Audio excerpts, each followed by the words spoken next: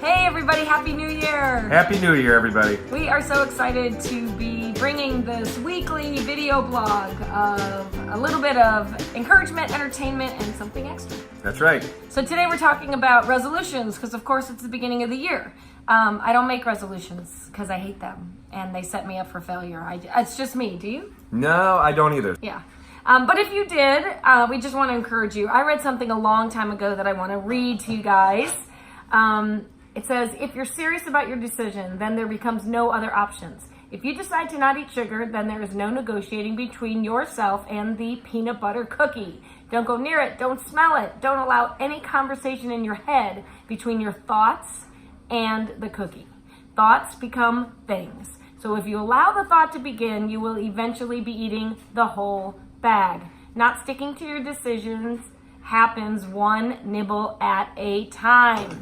So I work for a television show during the week, Pickler and Ben, and there's a craft service table, which means they feed us very well. And so I walk by this table like 20 times a day, and it's full of sweets. And I tell myself every day, not eating from the craft service table today, not gonna do it. And then I walk by and I go, you know what? I can just have a little bite. Not gonna be a big deal. Just a taste. Before you know it, my face is in the craft service table. So just a little bit of encouragement that don't even allow yourself an option. If you say you're gonna work out in the morning, when you wake up, don't go, you know what, maybe I'll go tomorrow. No, there's no other option. You made a decision, stick to it. That's right. You know, and I'm so proud of you. You made a great decision about a year ago. I did make a decision a year ago. To be with me. No, that's not what I was talking about. Go ahead. Yeah. It's my second best decision. Okay, good. My first best decision that I made was to quit smoking. Now, I have tried for many times throughout the years. I've smoked for 30 years. 30 years, and I was about a pack to 2-pack a day smoker. So for 30 years, and I just finally made the decision. Now, I just want to preface this by saying that, you know, the encouragement that we're giving here, it may not work for everybody. Yeah. But if it just works for one person out there, then we've done our job, right? Yeah. You know, so for me, it was all or nothing. I can't let myself cheat. I can't say, you know, be out one night and go, I'll just have one cigarette. Oh, it's not going to hurt me. Because for me personally, that's not the way I'm built. Yeah. I have one, I'm back smoking. I'm that way with sugar. If I have a nibble, done. Yep. I'm eating the whole cookie. So what I tried to do was just try to rewire my brain and my thought of the times that I did have a cigarette. There was a lot of times that you always had to have that cigarette after dinner, while I was driving in a car, while I was drinking, things of that nature. So I just had to push through it. Yeah. At those times and other times as well, but I had to push through it and just get over it. But the biggest thing, and you reminded me of this, and this is where the rewiring of the brain really comes in. You always think you need that cigarette. I need to have it. I have to have it. And who's telling you that? It's my head. Right. It's my brain telling me. Right. But what was interesting is the times that we travel and that we're on an airplane. Yeah. And you don't really think about it. It's like I made it, you know, you get through the airport, half the airports don't allow you to smoke anymore. By the time you find the smoking section, you're going to miss your plane. So I'd go, there's been a lot of travel dates where I'd go 4, 5, 6, 7, 8 hours without smoking. And I get off that plane and not realize that I made it 8 hours without smoking. And I would say, why do you need one now? He's like, man, I need a cigarette. I'm like, why? Right. You just didn't have one for 10 hours and you were fine.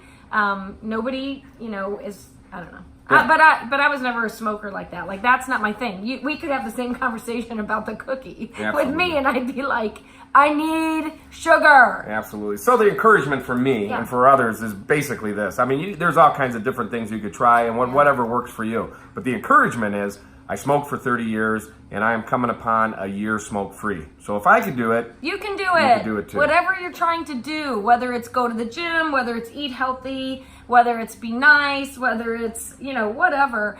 Just don't let yourself even negotiate what you've decided. If you made a decision, no negotiating. That's right. Hey everybody, welcome. This is the entertainment section of your vlog for this week. Yep. And we both realized that we were wearing shirts that said something about entertainment. This says My Life is a Country Song. Absolutely, and this is Sun Records, Sun Studios down in Memphis. Yeah. We took a trip down to Memphis in the summer, That was so and fun. oh my God, that's a historical recording studio down there. So shout out to Sun Studios down in Memphis. Yeah, but we're going to show you a videotape now from, I don't know if everybody knows that Eddie plays like 6,000 instruments. Well, I maybe don't know about 5. 6,000, Bass, drums, guitar, Right. banjo. Yeah. Thankfully, he does not play the accordion, or I would be out of a job. But on New Year's Eve, we went back to Cleveland so that he could play with Cleveland's Party of 5. The band consists of my dad, Eddie Rodick, and Frank Hasnowski, who's been a member of the Eddie Rodick Band since 1986. Yeah. And then what we did was we added 3 more people to the lineup. Jason Gould on bass guitar. He plays with the band Festivus, and also sometimes plays with his dad's band, the Sensations Band. His dad, Jeff Gould, a very well-known bass player, used to play back in the day with the band called the Crowd Pleasers. Well, this is his son, Jason. Along with Jason on drums is a good friend of mine, Rick Hervey, who's also a drummer with Festivus and has played with countless bands in Northeast Ohio. Love those guys, have shared the stage with them before. Yeah. And it was just great having them. They were great. And then finally we had Maria Bracchia. Maria Bracchia also plays with Jason's dad, Jeff, in the Sensations Band. Used to play in a band called Driven, and also countless other wedding bands and festival bands up in Northeast Ohio. So here's a video of a song that we did, and just to enjoy it, and you know what? Brick. She's the one-off Brady Williams saxophone player. Come on, baby.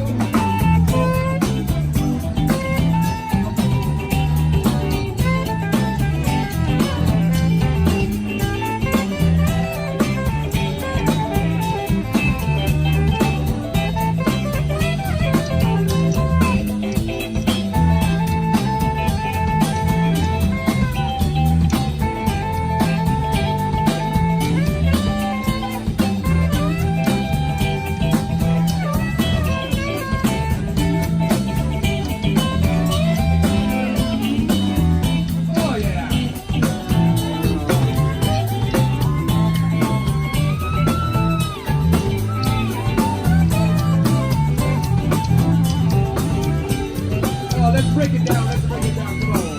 Come on.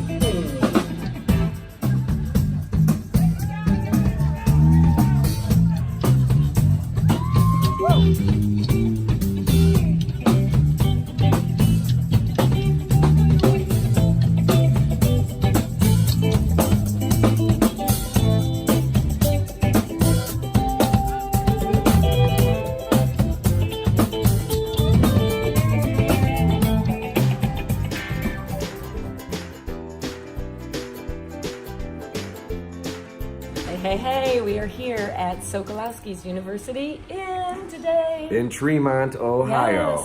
Yes. We are so excited. We're going to talk to Bernie, the owner, That's right. and then we're going to eat. He's Bernie. It's a pleasure to meet you. How are you Nice to doing? meet you. All Very right. good. So I did some reading. And I found out. I knew about this place for a very long time, but I know that it was 1923, right? 1923 is when my grandparents started it. Okay. So That they was- started in 1923. And that was your grandparents, so you're third generation, correct? We're 3rd generation right now. We're one of the oldest restaurants in Cleveland, Ohio. And then nowadays, you know, for a business to stay together 5 years, let alone almost 95 years, 96 years, it's remarkable. And I know that, and it's not easy, but we're here, you know, we're still doing it. We have a motto here that says, enter as strangers, leave as a friend. Absolutely. And your food is considered a Polish American comfort food? It'd be, Is that fair? I would say like Eastern European American. Okay. A lot of the recipes are the same as a lot of the other Slavic, you know, ethnic people are. Like we're Polish, so we might have a little twist on a certain recipe compared to maybe the Slovenian might have. Right. But basically, they're Eastern European recipes. They're all, you know, passed down. Right. And we kind of elaborated on it and made them our own kind of specialties. And so a lot of them are still here today. We have the stuffed cabbages, we have a lot of the kielbasis, the sausages, pierogies, and then also for people that may not like that kind of food, we do have Salisbury steaks and things like that would appeal to other people. When you come to Cleveland, make sure you come to Sokolowski's. make sure you say hi to Bernie and tell him that you saw about the restaurant here on our LynnMarie 83 video blog.